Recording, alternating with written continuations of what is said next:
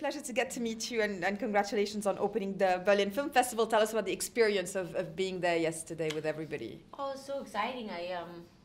It's my first time here, and I feel really lucky, and thanks for having me, guys.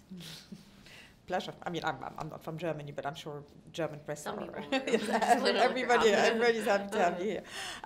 Tell us about the experience of of this film, the book, the real life facts, and having Joanna so close. Yeah, no, it's my first time. Well, it's a really interesting experience having the opportunity to play a real person where there's so much insight into her, but at the same time, really nobody knows who she is. There's kind of a best case scenario, because it's like I won't disappoint too many people by not being exactly accurate, I guess, because while she's obviously well known in the literary world, she's not someone that's recognizable just like on the streets of Manhattan. But yeah, it was really special to have so much insight into who she is because of her novel, and how much were you aware of the novel? Had you read it before, or did it just all start for you when the project was offered? It started for me with the script, yeah. I read the script and met Philip, and I loved Monsieur Lazare, and so I was excited to meet him. And then I read the book immediately after our meeting, and I was really touched by Joanna's book, and yeah.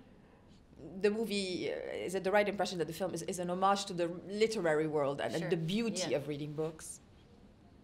Tell us about your relationship with books and the literary world. What does it mean to you? Oh yeah, I mean, there's nothing compares. It's a great book is a great feeling, and it's a very warm feeling, and I think books are like music, in that they can kind of encapsulate a certain moment of your life, and if you read something at a formidable age, then it can kind of bring you right back to that moment if you read it again, or just even think about that story. Yeah. Can you remember the books that most resonated with you when you were a child, and did it inform a little bit the job of an actress? Because it makes your imagination work. That's a good question. I haven't ever thought about it like that, but probably. Yeah, I mean, I grew up, I loved Salinger, I did, and I'm trying to think of what was like a really, it's also sometimes there's like random things that mean a lot to you. Like I remember, this is a contemporary, recent book, but I remember being in this moment just made me like really happy and sad or whatever. I remember being I was working in Bulgaria on Thanksgiving, and I was alone, and so I was kind of sad because I was alone in Bulgaria on Thanksgiving, and I was reading Goldfinch at the time, and then I remember I turned the page and it was his Thanksgiving, and he was also alone, and I was like, I'm so happy and sad, thank you. Yeah.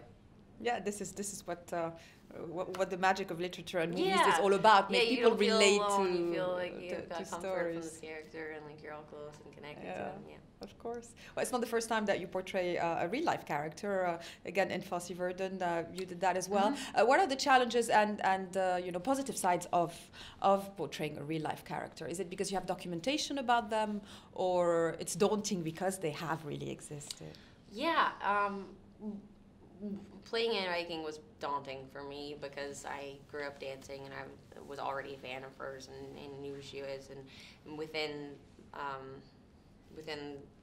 the dance world, she's an icon. She's really famous, and everyone loves her a lot, and she's a lot to live up to, and so that was nerve-wracking. And then also she has that like really specific voice. There's just a lot of stuff that I could do really wrong. So I was so scared, but I was really excited too because I love her so much. And then this experience was a little bit, as far as playing a real life character, it was a little bit less pressure because despite the fact that she's well known in the literary world, she's not like recognizable just out on the street. And finally, the experience of being part of Once Upon a Time in Hollywood this year up to the Oscars. Can you describe to us what kind of a ride it was? Oh, I just feel so lucky. I loved making that movie so much, and I'm shocked that I'm in it, and was so fun, and everybody was so kind, and yeah. Thank you so much. It's lovely to Thank meet you. you, and congratulations.